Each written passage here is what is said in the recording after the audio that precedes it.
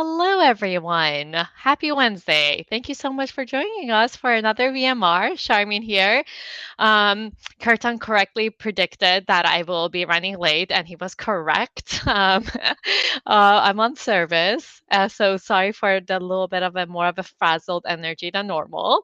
I'm so happy to be here. I'm so happy to be discussing a case with Kirtan, our master diagnostician. Good to see you, Kirtan. How are you doing?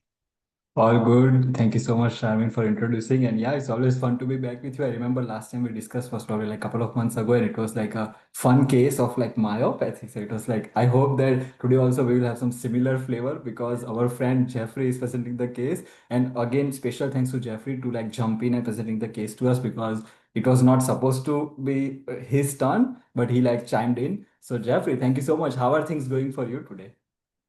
Good. Yeah, thanks so much. I'm excited to be presenting this case to you. I feel like on the side I've presented so many cases to you that it's very nice to be able to do it officially as well on this.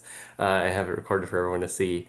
So super excited. This is my second case today. For those of you who don't know me, I'm one of the rheumatologists at Duke with a special interest in diagnosis. I lead the weekly case conference for rheumatology over there and I have a special interest in sarcoidosis and neurological diseases. Thanks so much for having me. Amazing. Are you a Duke basketball fan too? I'm not that into sports, but I can't say that I'm not a big basketball fan. I think that's the right answer. I've never seen a person who went to Duke who is not has to be a basketball fan. So I got you there. Big shout out to Simi and Evan for doing scribing and teaching points. If we can get the board up, we can get started. And Kurtan, do you want to do the honor of going first? Sure. Thank you. Okay, all right. So we have a 24-year-old African American man, and his chief complaint is diffuse itching that has been going on for the last 3 months. In addition to this, he's also noticed some nonspecific fatigue and a little bit of joint pain, and that's the chief complaint. Awesome. So seems like that we have chronic symptoms going on for 3 months. And of the three symptoms which we have, pruritus, fatigue, and joint pain, the one which we can make most progress with in an algorithmic approach would be the itching. Because if you think about it, fatigue, non-specific, any symptom, any disease in the body can end up doing fatigue. So we don't have to dig too much into it as of now. And same is true for joint pain, that unless we characterize that what kind of joint pain we are dealing with, is it the small joints, is it the large joints, is it migratory, and is it constant or is it episodic, and is it truly arthralgia versus arthritis, without making that distinction, it hard to make like progress, right? So that's why the best progress which you can make is through approaching the itching or pruritus. So pruritus is like very intriguing phenomenon in medicine, that if you even read about the pathophysiology of pruritus, there are so many things which can cause pruritus, but at its core, what is pruritus? Pruritus means this nagging sensation of something on your skin. And how does it happen? So, like, what is the reflex arc of getting a pruritus? So, all the nerve endings which are present in your skin, and mostly we're talking about the A delta and type C sensory nerve fibers, which are responsible for mediating the itching sensation. And at the level of nerves, you have various kind of ionic channels and receptors which sense any kind of noxious stimuli.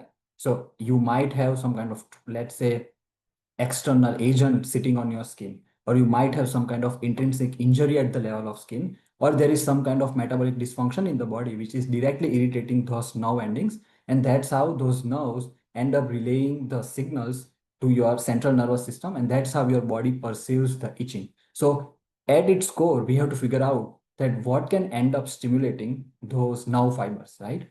And the best way to characterize pruritus is, first, are there skin lesions present or not present? Because if you think about it, if there is a raging erythematous rash sitting on your skin with like plaques and all kind of fancy dermatological words, obviously patient will have itching, right? But if you don't see anything on the skin and patient still has terrible itching, that's when the things get more nuanced, right? That you start wondering that what kind of metabolic dysfunction or what kind of cytokines might be at play in the body which is irritating those nerves. So that will be my first pass approach, that scrutinize the skin very closely, and patient may not have any kind of rash at this moment, but you need to ask them that did they have rash in last 3 months or maybe in last 6 months, has it ever happened or not, right? So that's the first thing. Second thing is, if we don't see the rash, we need to ask the patient that have they recently tried any other exogenous substances, so like any medications that they have started, either topical or either systemic, because both of them might end up affecting the nerve fibers and can cause pruritus in various ways. Second thing is very important, we forget about it, that we always ask about over the counter supplements and drugs, but we don't ask any change in the dietary habits, because if you think about it, the food which we are eating is also a drug in a way, right? It's like something exogenous chemical which you are inserting in your body. So you need to ask them that did you change your diet recently, you ate something recently which is causing pruritus or not, although the fact that it has been going on for 3 months makes it less likely, right? So once we have ruled out the exogenous part, then you start thinking that what can be happening inside the body which can be causing pruritus. So the main thing which is like very concerning could be like high levels of bilirubin, because we know that bilirubin has this intrinsic tendency to deposit in the skin, and along with the bilirubin rise, you might have some other toxins which can could be building up in your system because of impaired hepatic excretion, so like bile acids, and that can irritate the nerve fiber. So I will be scrutinizing the liver very closely. Second thing would be, what about the kidneys, because we know that when there is uremia, along with the urea, there are so many other toxins which can accumulate in the body. We just measure the urea, but there are other toxins as well which can end up irritating your skin. So liver, kidney, then you divert your mind to endocrine dysfunction, that this is a young person presenting with some fatigue and itching. It could be, in the right setting, a good case for certain endocrinopathies. So I will be thinking about any endocrine dysfunction which can be causing pruritus. And then once we have ruled out such common causes of metabolic dysfunction, you divert your attention to the rarer causes. Like, could this mean that there is some kind of underlying autoimmune disease or underlying malignancy, which could be releasing certain unique strategic cytokines, which could be end up and cause pruritus, right? So that will be my approach. Start from the skin examination and then think about pathophysiologically what could be going on. What do you think, Sharmin, that how can we refine this approach further? Um, We can't. That's that's my short answer. That was such a beautiful way, your approach to pruritus, from like kind of the pathophysiology to your like approach. I have a very similar approach to thinking about, in summary, if there's any skin manifestation, I'm thinking about like the drug side effect, and then thinking about what endogenously, from like biliary to like chronic kidney diseases and other other issues that can cause pruritus. So that would be really, really helpful. And, I think, like, as you mentioned, like, I think pruritus is the one to get more clarity on, and whether, like, what that joint pain means. Is it just, it would be helpful to know, like, which joints are involved. Are we dealing with like arthritis of some sort? Are there effusions or not? But in general, like, joint pain plus pruritus, a lot of like autoimmune flavor diseases from a lupus can do that. Like as you mentioned, like autoimmune like hepatic involvement with like primary biliary cholangitis can do something very similar, as well, from like uh, my dragon is typing because I had it on. Let me just pause dragon for now. And then there's a bunch of like infectious etiology, from like your hepatitis to like parvo and HIV, that can do similarly. So that space between the Venn diagram between kind of like joint pains and pruritus is actually bigger. Than would initially meet the eye. So I'm like excited to get a little bit more clarity in that space, so we can make further progress. All right, back to you, Jeff. All right, awesome. Sorry, I just wanted to clarify that he's actually 24 and not 34 if I said that incorrectly. So yeah, just to clarify a little bit more, um, when asked about kind of skin rashes, he said that initially he didn't really notice if there was any skin rashes, and actually wasn't really noticing that he was like itching, but he was scratching himself, and his mom actually realized that when she saw him one day. It's like, hey, why are you scratching yourself? And then he realized that he was itching. And then later on, he said he did see some kind of changes to the skin. That maybe they were like a little bit more thickened, and there were maybe some nodular kind of lesions on the arms that were a little bit hyperpigmented, and those were itchy as well. But he kind of really felt like his whole body felt like itchy. Um, and wasn't really sure what was going on. As far as the fatigue and joint pain, so for the joint pain and fatigue, he really was noticing this when he was doing outdoor activities. So he likes to skateboard and bicycle. He would, for example, like bicycle like 3 or 4 miles, and then kind of at the end of that would notice that he would felt more limited than before. Um, he didn't say he felt short of breath, but it felt like he had to kind of like rest and stop, whereas previously he had been able to do 6, 7, 8 miles with no problem. And then afterwards, he would notice that like for the next couple of days, he would actually have joint pains in his like hands, wrists, and ankles. I asked if he was having any swelling there. He said maybe, but it was hard for him to remember. And it really was kind of going on and off. And currently, like in between those episodes when he's not exerting himself, he doesn't necessarily notice having the joint pains. And that is the rest of the history. For the review of systems, he denies any erythematous rash. He denies any purpura. He denies any oral ulcers.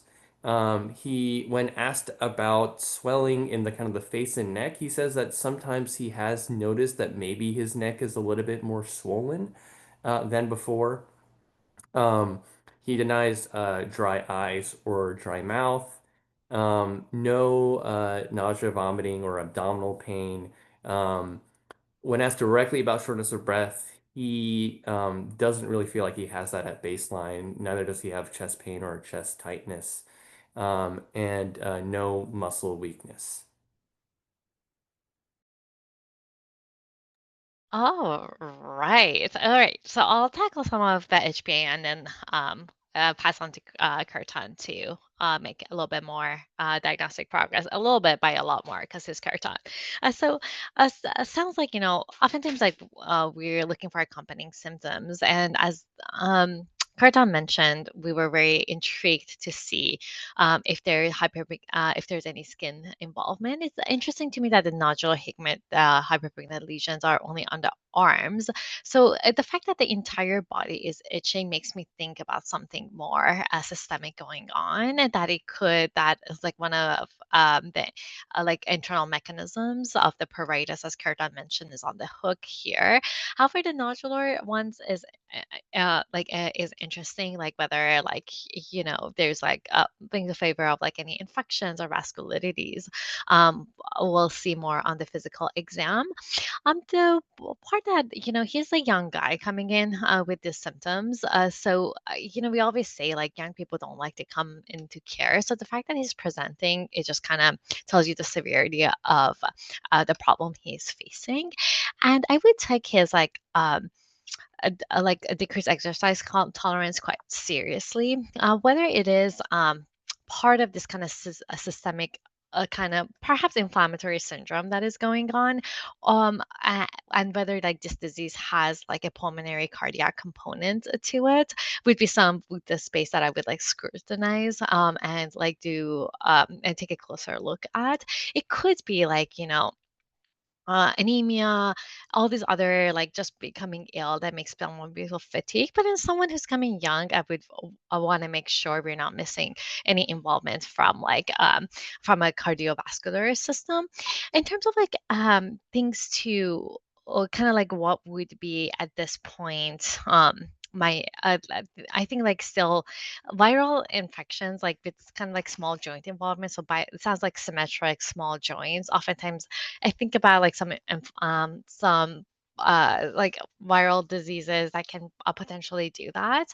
The other thing that I would so like infections and I think autoimmune disease are the two spaces that I would be the most concerned in this patient. And I think like getting further lab workup. The one thing that would be helpful in the past medical history, like any family histories of autoimmune diseases, would be really helpful. Um, and like that is what I would do next. Get a better history, and then see based on the exam, getting our baseline labs, autoimmune workup a little bit more. Kirtan, what are your thoughts? Perfect. In fact, Sharmin did a wonderful job of kind of reminding us that just seeing a rash doesn't equate to the causality, right? That you need to see the temporal association, because oftentimes what happens that when you have so much itching, you can end up getting like excoriations, and that could end up causing secondary dermatitis like lichenoid dermatitis, or just something like prurigo nodularis, which is very common. Like, I cannot tell you that when I was a resident, so many times I would see like this hyperpigmented rash on the skin, and I would get excited and I would write in my note all the fancy differentials. And then the dermatology will come and say, this person has ESRD. All this happened because of scratching. This is prurigo nodularis. We won't even do the biopsy. So you could imagine that how you can be fooled into going down the rabbit hole of figuring out that what could be this nodular rash, and you can come up with like 10 differences for it, like lymphoma, sarcoid, but none of that might be correct in the end, right? So I think we don't have to dismiss the rash right away, but we need to establish the temporality clearly. And as Sharmin said, that pruritus is diffuse. So if the rash was actually related, and this has been going on for 3 months, not for 3 days, you would expect that rash would have been everywhere at this point in time, right? So maybe what I will do first for the rash, I will just examine it closely and maybe seek help of a dermatologist to make sure that this compatible with just like excoriations because of itching, or is it a real rash? So that's the thing about rash. The second thing, it's very interesting that we will ask Jeffrey to kind of clarify more for us, that looks like that arthralgias with this patient is having is only probably episodic, that every time patient exerts himself, after that for maybe 2 or 3 days patient feels very tired and there is arthralgia. So we want to know that does arthralgia completely resolve in between the episodes, or does it persist? Because post exertional, again, the main things which could happen, so Shamin outlined them very well, right? That you can have cardiopulmonary system involvement, or you can have hematologic involvement, or maybe it's just systemic syndrome which is going on, but because of fatigue, you have kind of like, as we say, systemic exertional intolerance, which can happen in any kind of autoimmune disease just because your body's metabolism is not attuned to the activities, right? But one important aspect which I will keep in mind given the young age of the patient is that whenever you exert yourself, like of course your heart and lungs are functioning, your blood is pumping and getting to all the organs, but at the end of the day, what is making you work? It is the muscles of your skeletal system, right? So can something be wrong at the level of muscles? So you start wondering that can there be any metabolic problem which can be affecting your muscle? And maybe when you are exerting yourself, your body's metabolism, especially in the muscles, because they are like very metabolically active, it is not able to keep up with the demands, and that's why you have like systemic failure after exerting yourself, and that's why maybe for 2 or 3 days you are very fatigued and tired. So I would scrutinize those post exertional symptoms more, that does the patient have myalgia, does the patient have muscle tenderness, any urinary symptoms at that time, like if urine is running red or something like that, and where is the arthralgia exactly, right? So that's the thing about those symptoms. And then in terms of review of systems, it's good to know that patient doesn't have any dramatic symptoms which is jumping out at us. And lastly, like I would just quickly mention that, like, now that since we have more clarity that what kind of autoimmune diseases might end up causing such syndromes and just symptoms. So in general, like things like SLE, sarcoid, and systemic sclerosis in general are known to cause pruritus just because of the way they infiltrate the skin and affect the nerves. So I would be on the watch out for those three syndromes, only because when I do the physical examination, I could scrutinize, like I could maybe look at their nails closely to look for any stigmata of systemic sclerosis. I could auscultate their chest very clearly to see any crackles, any suggestion of ILD. I could do the strength exam to make sure that there is no muscle weakness, which could point me to a muscle related process, right? So that's why I am throwing out those three names so that we could do a targeted examination. Shamin, anything to add before we go to examination? Beautiful. Nothing to add. All right, Jeff, back to All right, I am actually going to give the past histories first and then do the examination. And so we're going to go through the past medical history. So essentially, he has no known diagnoses. At some point, one of his pediatricians had told him that maybe he had asthma at one point, but he never required any treatment for it. However, he has had one hospitalization in the past, and that was about 9 months ago, in which he presented with fever, shortness of breath, arthritis, muscle pain, and red eyes. He was treated with broad spectrum antibiotics and steroids. And during that hospitalization, he was told probably he had an infection that was causing this. And notably on eye exam at that time, it was noted to have bilateral uveitis. And in fact, he has also had a history of one other episode of uveitis about 1.5 years ago. So two episodes of uveitis previously, and then like one hospitalization for this kind of syndrome. Um, as far as medications, the only medication that he takes regularly is PRN ibuprofen, which he takes for his joint pains, um, and then also sometimes Tylenol. As far as family history, he's an only child, but he has multiple family members with either history of autoimmune disease or cancer. So his mom had breast cancer and has also a diagnosis of possibly lupus. And his mom's brother, so his uncle, has three children, and all three children have autoimmune diseases. Two of them have Crohn's disease, one has sarcoidosis, and that is the family history. As far as the social history, he does not smoke, but he says he occasionally chews tobacco, denies any alcohol use, says that he occasionally smokes marijuana. Although when asked, he said that maybe this is like a social occasion, so maybe like once every 2 months. No significant travel history. He is from the United States and North Carolina, has not traveled anywhere out of the state in the past couple of years. No unusual exposures. He has no pets, and no known allergies. And that is the histories section, and no surgeries. Awesome. Well, there is so much rich history that we can wait for examination and just dig deep into this. So, just to summarize where we stand right now, that we are dealing with a young gentleman who is presenting with chronic kind of episodic symptoms going on for, we could say, like almost 9 months now, because there was one episode 9 months ago as well. And the key symptoms are we have uveitis, we have pruritus, we have arthralgia, we have diffuse fatigue, and the medical history is relevant for multiple family members with autoimmunity, right? So now we have to do two tasks simultaneously. That we have to think that how can this rich background influence what we are dealing with right now, and what kind of diseases which we might be dealing with, right? So in general, like whenever you see uveitis, there is like a very narrow and good differential for uveitis, and especially when you have episodic uveitis, we don't know what this patient was treated with in the past, but it's safe to say that maybe it resolved on its own, or maybe it never completely resolved and it came back, right? So in uveitis, the first thing you want to do is you don't want to miss any common infections which can have such episodic flares up, right? So the two most common would be syphilis and Lyme, right?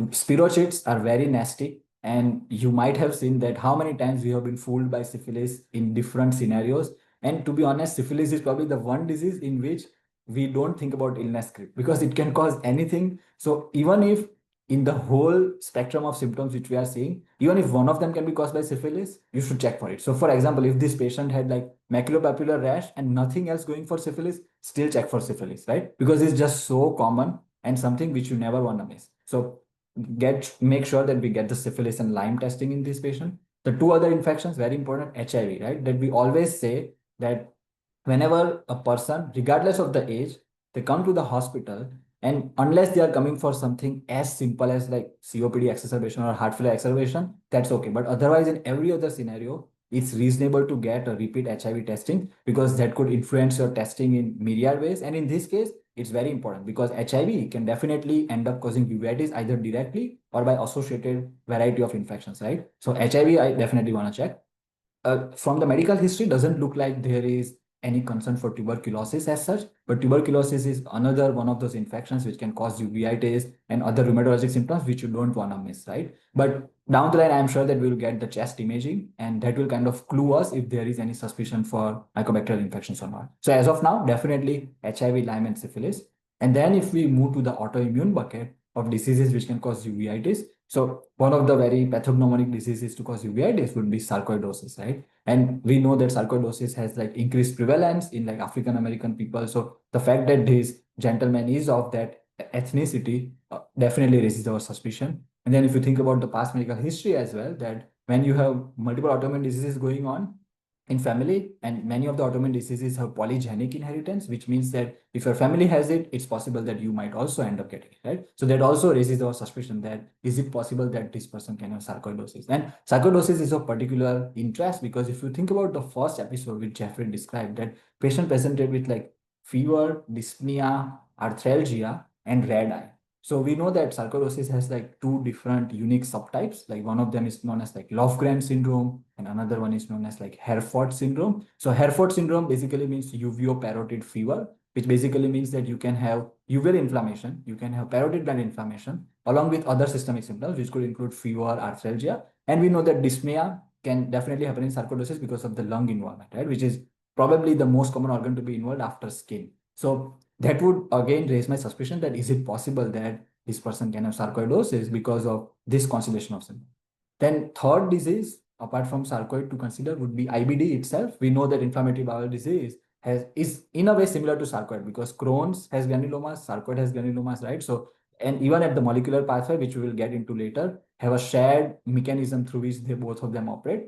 And although we haven't heard any GI symptoms yet, but sometimes GI symptoms can be subtle, and maybe we need to ask them whether they have seen any kind of blood in the stools at any point in time, whether they had some kind of unintentional weight loss, because IBD can be sneaky. So you don't want to rule out the IBD yet because it can definitely cause uveitis and arthritis, right? And then there are other certain like vasculitis, like Behçet's, which can end up causing uveitis. But in our case so far, we don't have prominent mucocutaneous signature, which might hint us towards the Behçet's. So we will consider that at lower portion of our differentials. So that would be my first pass like checklist, right? That rule out some infections, look for some common autoimmune diseases, and maybe we can ask Sharmin that what else we can do on physical examination. Oh, beautiful, Kirtan. I totally agree. My immediate thought when I saw this, I'm like, ooh, sarcoid is a good fit. But I love the fact that you started with infections because I think at the end of the day, those are the mimickers we want to rule out. And oftentimes I wonder, like, if infections could become a trigger to unmask an autoimmune phenomena. Or the one thing that I was like curious to know is like, oh, is the uveitis part of this syndrome we're seeing now? So like repeating the opto exam would be helpful, or was that uveitis related to unrelated infection or something that is going on that might not be a part of the syndrome that we're seeing? So I think, like, as you mentioned, like getting a good physical exam in, and I think like an earlier derm and opto, if you have any skin findings, would be really helpful to make sure we're like framing all the, like as Kurtan is Sherlock Holming this case, like we have all the right clues and all the right framing. And I totally agree with the differential that you said. The other one that I was also thinking about was like, oh, HLH-B12 associated spondyloarthropathies. I don't often think about pruritus as a defining features of them, but I think that's another, like, given age, the joint involvement, that could possibly be another autoimmune that with uveitis that can fit here. Um, and yeah, and I think the exam would be really helpful. What would I think these are the patients that you want to go from head to toe to see why you see. Make sure you do a really good exam to figure out if it's arthropathy or arthritis. Good long. Good lung exam. Look at the mucus level, the mucosal involvement, both like in a woman, both vaginal, oral. As much as you can, you're trying to figure out what is noise and what is signal here, and get your friend up though earlier than later to look at the eyes. All right, Jeff, back to you. All right. So go with the exam. So in general, he appears well developed and no acute distress. And HEENT, or sorry, let's go to the vitals. I forgot. He's afebrile. Heart rate's normal at 92. Blood pressure is 136 over 80. He is satting 98% on room air and normal respiratory rate of 20. Um, and on exam, so going to the HENT exam, he eyes appeared normal with no erythema, scleral icterus, or conjunctival injection. On palpation of the face, he had mild, very mildly tender fullness in the sides of the face where the parotids and lymph cervical kind of submandibular lymph nodes are, as well as a little bit of anterior non-tender cervical lymphadenopathy with no goiter. His mouth exam was with no ulcers and was a normal dentition. Cardiovascular exam was unremarkable. It was regular rate and rhythm. Pulmonary exam was also unremarkable. His lungs were clear to auscultation, um, and there was no work of breathing. On an abdominal exam, he didn't have any tenderness, and there was no palpable masses. Um, on neurological exam, he did not have any cranial nerve palsies, and muscle strength was symmetric and equally strong, 5 out of 5, in all of the muscles in the upper and lower extremity. Um, and there were no focal deficits noted. As far as his skin exam, he had a couple of areas where you could tell on his legs and his skin, on his legs and arms with recent excoriations, but without rash. Then he also had a couple of small hyperpigmented patches or plaques. They were kind of small, annular, round, maybe nodular-like, that had some excoriations with it. They were a little bit hyperpigmented. They were a little bit lichenified. They were non-erythematous. And these were in areas of his forearms mainly. In addition, on skin exam, he did have mildly tender to almost non-tender subcutaneous nodules in his lower extremities bilaterally. Uh, and then on his joint exam, he had non-tender but what appeared to be chronically thickened synovium in his ankles bilaterally, and maybe as well as in his wrists symmetrically. The other joints, including the fingers, MCPs, PIPs, DIPs, the knees, shoulders, and hips, were without any signs of tenderness to palpation or synovitis, and there was normal range of motion. And that was his physical exam. All right. Okay. How about I take I'll talk a little bit more about like kind of the parotid, the cervical lymphadenopathy, and then ask Carton to layer on. So quite an interesting exam. Just starting off from the top with like stable vital sign. Again, one thing that I was worried we were worried about if there's any kind of lung involvement. This is someone that if I'm evaluating, I might actually do an ambulatory saturation as well, just to make sure they're not getting like hypoxemic when they're walking around. Like being a febrile, again, like just something that to trend. This kind of like sounds like somewhat of an inflammatory syndrome that we're dealing with. In terms of like the exam itself, definitely still with this eye exam, I would still want the ophthalmology to see this patient. But it's good to know that there is nothing at least that we can appreciate on the eye exam currently. I think I found the submandibular and parotid area fullness with cervical lymphadenopathy quite interesting. And when I think about like all the diseases that Carton laid out beautifully, sarcoid is like the one that comes out to mind with like the lymphadenopathy, parotid gland, and the other one that kept that I often like think about is like kind of Sjorgen, sarcoid Sjorgen overlap type of diseases. The one thing as we are going through the case, and I think the focus is becoming more autoimmune, like lymphomas mimic can mimic some of these pictures as well with the lymphadenopathy infiltration as well. So that's something like the malignancy bucket and lymphoma specifically something that I'm gonna keep in the back of my mind as we're going through the case because I can feel myself getting pulled more and more towards autoimmune diseases and not just because Jeff is presenting this case. Um, as well. Um, those are my thoughts for more like kind of like that the fullness that we see in the neck. Kartan, what do you make of the skin exam and anything to add to what I said?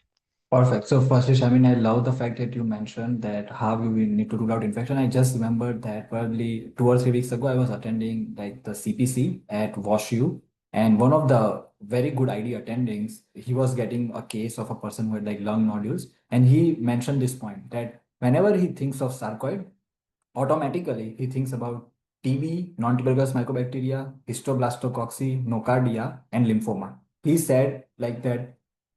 Excuse me. So he said that unless you rule out all of this, he won't say it is sarcoidosis. So that's how common it is that you want to rule it out. Just a minute, guys. Let me, my cough seems to be dry. Let me drink some water. But Shalin, maybe you can fill up the gaps still there. Oh yeah, I that is such a brilliant pearl.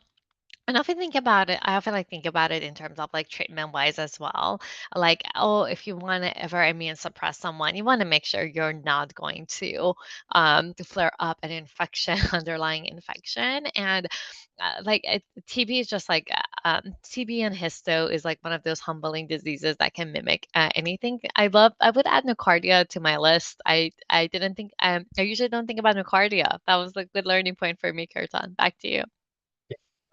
So yeah, that's the thing which I remembered from that CPC, that because you imagine that you are going to immunosuppress someone, and with sarcoid you will give like big guns, right? That you will start with steroids, you might give methotrexate, you might give TNF alpha, and like if they have any of these fungal infections or mycobacterial, like it would be very catastrophic, right? So it's just like nice practice to like make sure that you do a good review of system, rule out them if needed. And then now coming to this rash on the skin. So Jeffrey told us that the skin on the forearm looked like lichenified. There were some nodules with excoriation. So as we said in the first aliquot, that it might just represent lichenoid dermatitis. It's hard to say. But the skin examination on the knees and the shins is very concerning, right? That is not one of the common areas where people excoriate. And the depiction of those nodules. And Jeffrey didn't tell us there was excoriations there. So I'm like more worried that that is more pathologic. And there were like tender nodules. So the classic thing which comes to our mind is that what can cause inflammation in the subcutaneous tissue, which can end up causing nodule. So that would be paniculitis, because you could imagine that there are fat lobules inside your subcutaneous tissue. And if there's inflammation, then you can get paniculitis. And erythema nodosum is essentially septal paniculitis, right? And erythema nodosum itself has its own differential, and all the differential diagnoses which exist for sarcoid exist for erythema nodosum as well. So all the fungi, all the mycobacterial infection, all the lymphomas, all of them can end up causing erythema nodosum. So erythema nodosum is not unique to sarcoidosis, but in conjunction with the other signs and symptoms, it can clue you towards the sarcoidosis. In this scenario, there is one more condition which is like very unique, which Jeffrey told us, that this person has like kind of thickened synovium around the ankle joint. So that is in a way kind of ankle periarthritis along with the synovitis. And if you just think about all the autoimmune conditions, we know that although arthralgia is non-specific, but often they have like unique tendencies. So for example, if you see the first metatarsophalangeal joint getting involved again and again, you think about gout. If you again and again see episodic flares in the knee of joint symptoms, and if you see chondrocalcinosis, you think about pseudo-gout. If you encounter a person who is presenting with headache, neck stiffness, you get their radiograph and you see that the atlantoaxial joint is involved, you think about pseudo-gout again, right? So all these three examples which I gave you, they kind of tell us the illness script which is most well described for a particular disease. So if you think about that for a moment, that this person has thickened synovium around the bilateral ankle joints. Now, of course, in real life, you can have rheumatoid arthritis which can do the same. You can have osteoarthritis which can do the same, right? But in the classic description, this is concerning for sarcoidosis because sarcoidosis is well known to affect the ankle. Periarthritis is just one of the predisposition site for sarcoidosis, so that would be concerning. And even more so, sarcoidosis can sometimes rarely cause a synovial condition known as lipoma arborescens. So basically, it means that there are like synovial-like projections, like frond-like projections of lipid-rich material in the synovium, and that's why when you tap the joint, you may find a triglyceride-rich fluid, exudative in nature, and everything will be negative.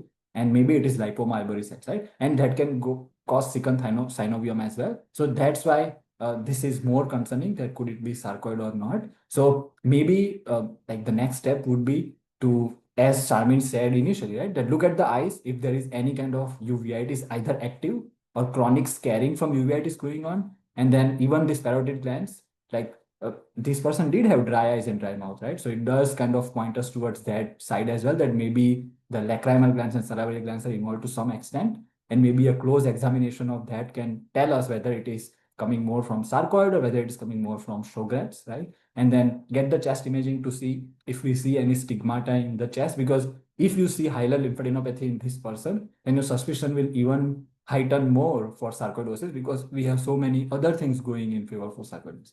So yeah, that would be my approach as well. Rule out some common infections and go for imaging.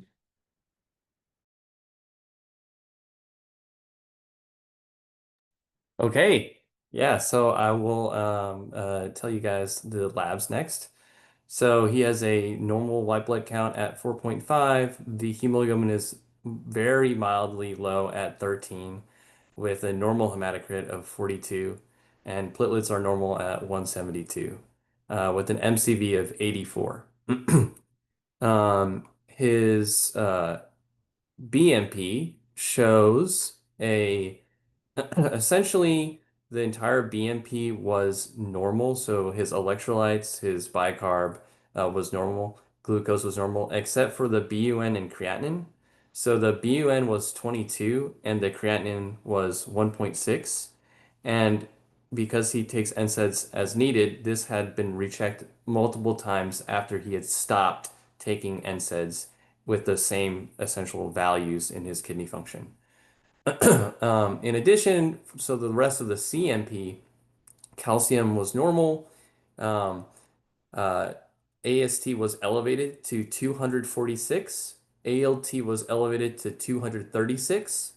Total bilirubin was normal at 1.3. Alkaline phosphatase was elevated at 489 with a high GGT. Albumin was normal at 3.8, and protein was high at 9.4. Let's see. Other labs that were obtained at this time, TSH was high at 13.2. Free T4 was low at 3.4. Um, a CK was checked and it was normal at 55. ESR was checked and was elevated to 36. CRP was normal at 1. Um, and then infectious studies were taken. Uh, he had a quant TB gold, which was negative, HIV, which was negative, hepatitis B serologies, which were all negative, hepatitis C serologies, which were negative. He had a quant TB gold. Sorry, I already mentioned that. That was negative. He had a syphilis, which was a fluorescing treponemal antibody, which was negative. And he had a Western blot for Lyme disease, which was negative. And he had histoplasma urinary antigen, which was also negative. He got immunoglobulins checked, and that showed an elevated IgG to 2,800, a normal IgM, and then an elevated IgA to 400. And then I will include that he also had a anti-smooth muscle antibody that was negative, anti-mitochondrial antibody that was negative, an ANA that was negative, an rheumatoid factor that was negative, CCP that was negative, and ANCA that was negative. And that is the labs.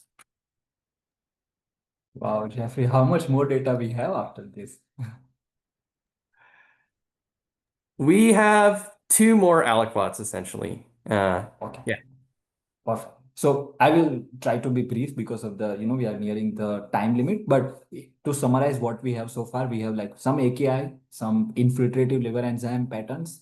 We have polyclonal hypergammaglobulinemia and pertinent negatives. So the fact that ANA is negative is helpful. We are not dealing with lupus and Sjogren's also. We know it can be seronegative, but just doesn't seem like Sjogren's. So we are less concerned about it. And the fact that we have cholestatic liver pattern makes me wonder that is there something infiltrating, sorry, my mistake, not cholestatic, infiltrative liver enzyme pattern, because bilirubin is normal, so that would be more in the infiltrative realm, that what can be infiltrating the liver, right? So we know that sarcoidosis can cause granulomas in the liver as well, granulomatous hepatitis, and maybe that is the reason why this person has high levels of alpha GGT. Now, primary biliary cirrhosis sometimes can have overlap with sarcoid, and I will get to this in the later part of aliquots if needed, that they have certain associations with the IBD as well, that how people can have underlying genetic mutations. That's why you end up getting sarcoid-like symptoms at young age.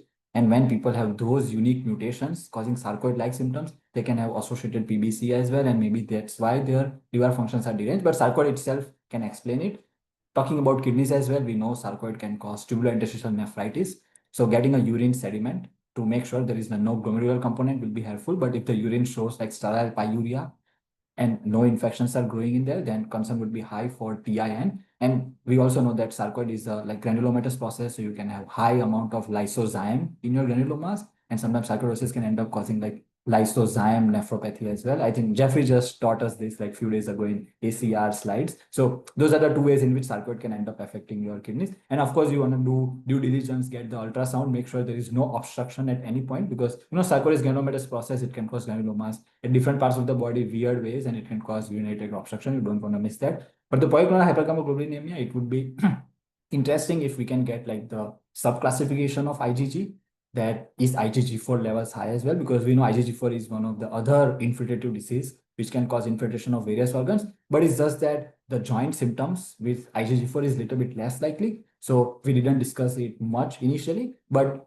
at least if IgG4 levels are too high, then maybe we can consider thinking more about IgG4 related disease. And of course, getting the SPEP to make sure that this paraprotein is not monoclonal. That would be helpful. What do you think, Shan? Yeah, I totally agree with you. That creatinine bothers me a little bit. I mean, I think like sarcoid can really affect the kidneys as well. I personally haven't seen it, so I think like that is some like just making sure to spend the urine, taking a look. It's not crazy high at 1.6, but I'm just not sure how I'm fitting it in with the rest of the data. And the other thing that I was going to mention, I think, like the case for this sarcoid is strong, and as you mentioned, I think we still need to rule out those.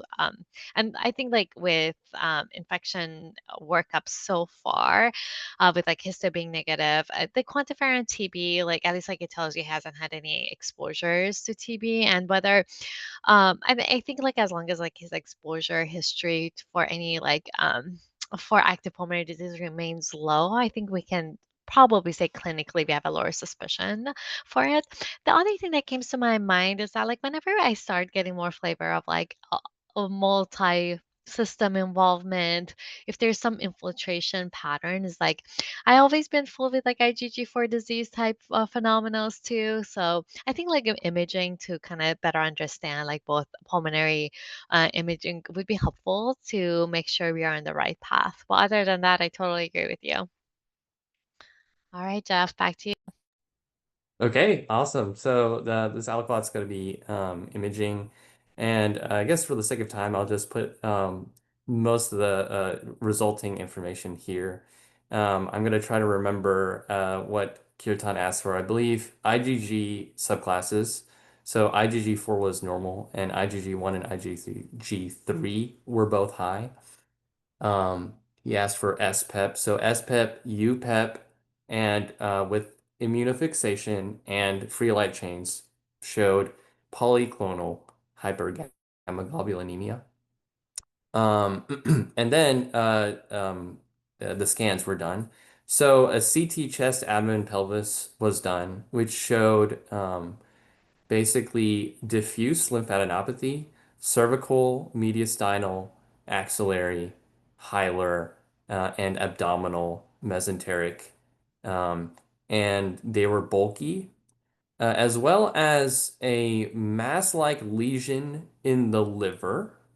Um, and I guess that is actually, I will tell you the next aliquot involves procedures. So we can stop here and then maybe do some short thoughts and then I can present the next aliquot.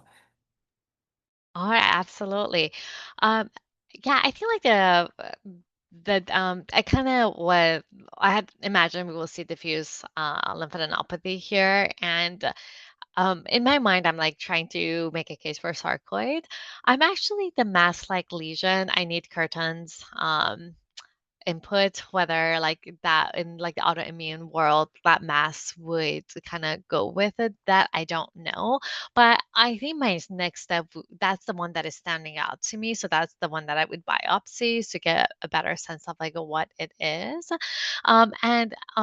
Yeah, what are your thoughts on the mass, Curtin?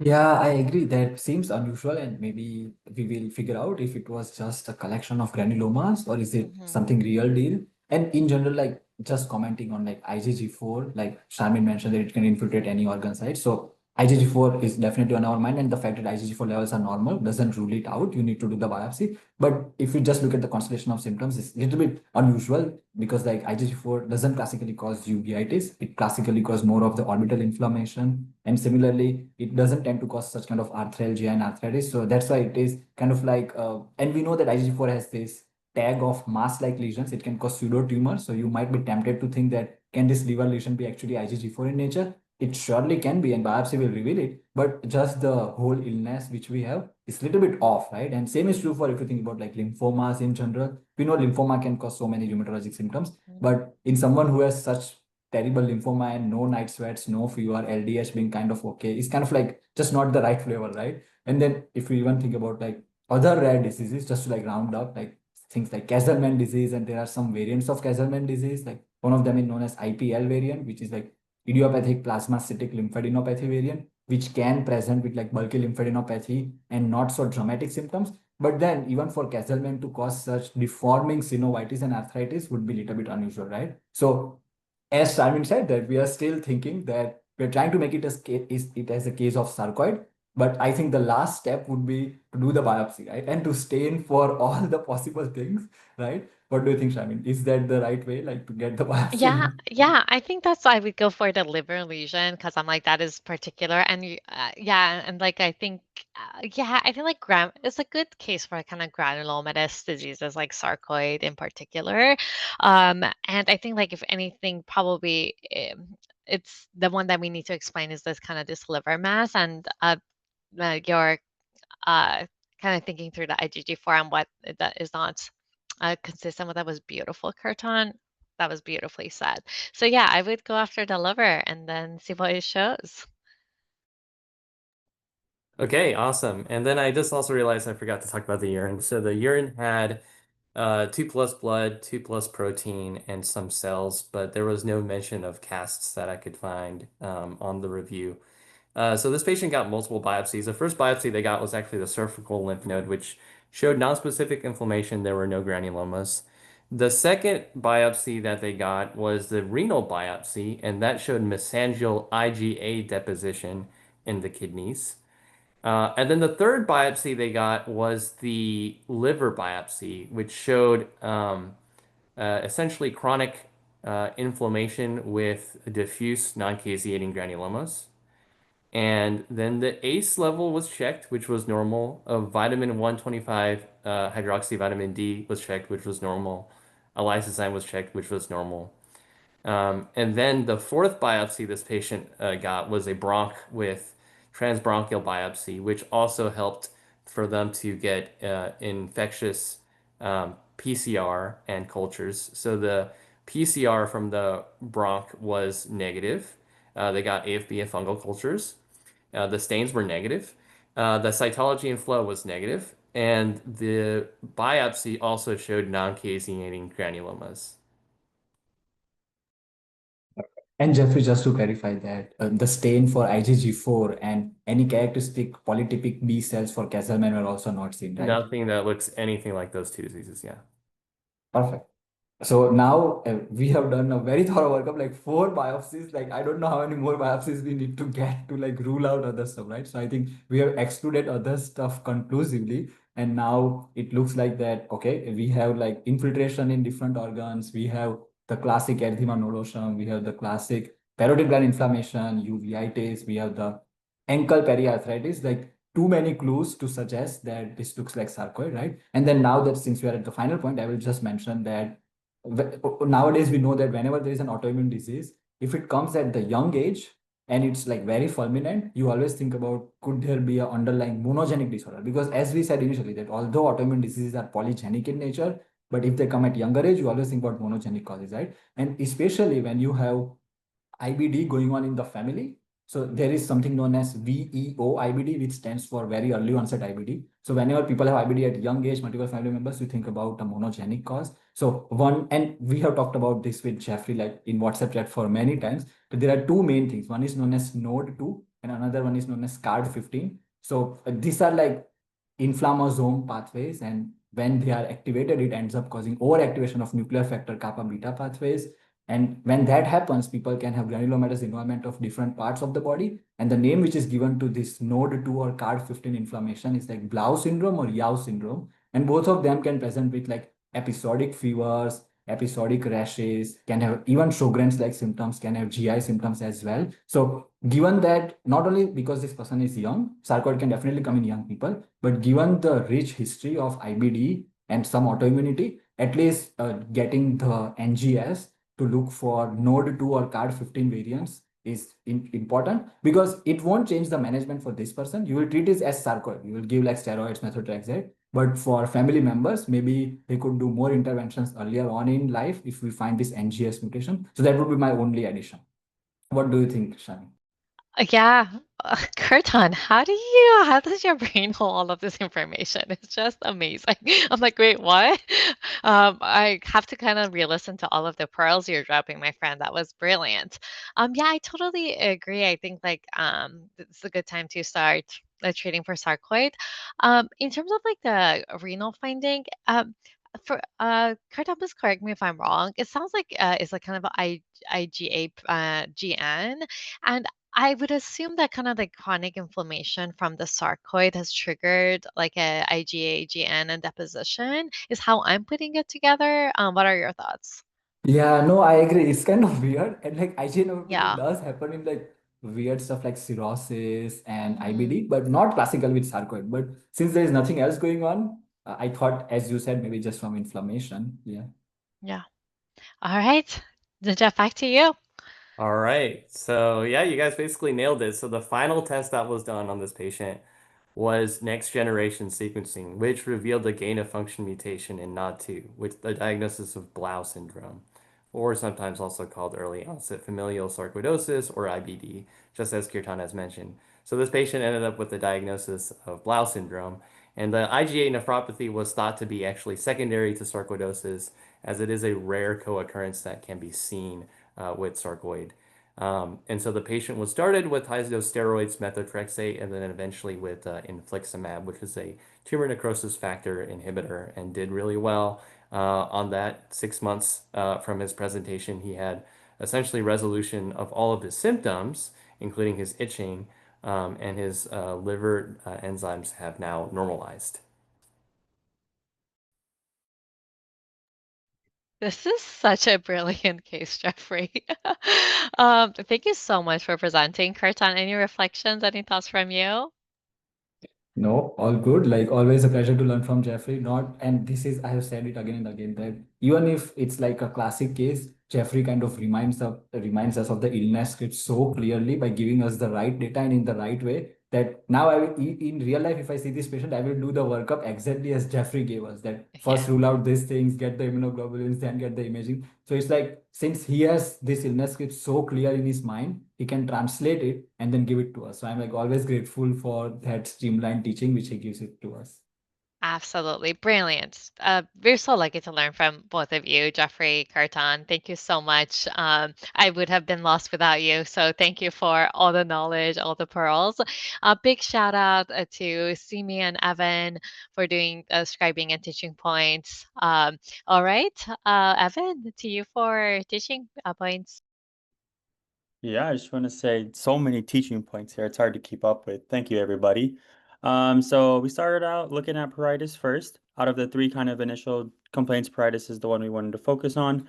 And we started talking with, is there skin lesions or no skin lesions at any point in the disease here? And then going off of more kind of the skin lesion topic, looking at exogenous causes like creams, medications, any foods that could be causing this versus any endogenous causes like kind of the liver, kidneys, any endocrine causes, and more rare for just specifically itching would be any autoimmune conditions. And then working further, talking about entire body of itching, we're thinking more systemic causes that can be doing this, and this would lead us more down the infection and autoimmune route here. And with any derm findings, it was important that we look for any associated problems, and if derm or if the skin is solely the cause of the issue, or if something else is causing us to react in a way to cause these skin issues. In younger patients presenting, we always want to consider more serious causes like cardiovascular and pulmonary diseases, especially if they have extra symptoms like exertional intolerance, because these younger patients don't often come into the hospital. And a great pearl was shared that ultimately, with exertional intolerance, ultimately your muscles are what's making you work. So you always want to consider, is this systemic disease really affecting these muscles? Um, and with SLE and Sarco, we really want to consider these ones, and these ones are kind of at the top of our differential because we can really scrutinize the physical exam looking for the specific findings that are kind of seen in these diseases. And then with episodic uveitis, that was kind of the next thing we kind of worked on.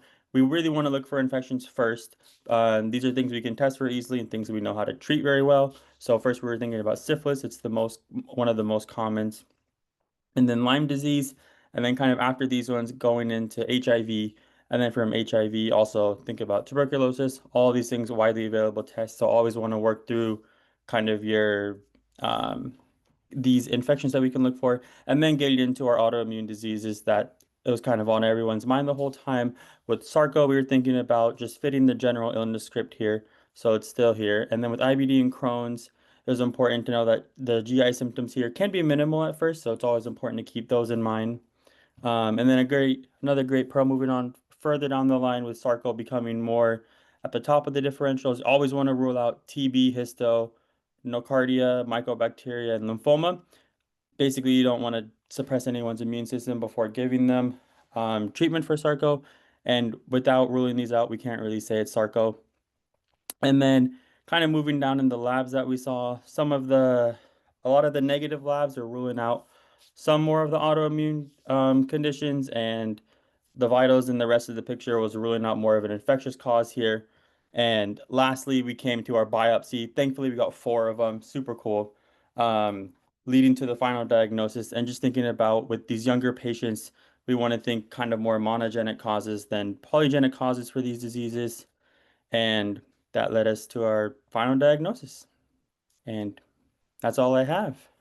Oh my gosh, Evan, that was beautifully summarized. Thank you so much for doing the teaching points. Thanks all for joining us. Again, thank you, Kirtan, Jeffrey, Simi, Evan, and all of you. We'll see you next time. Bye. Have a good one.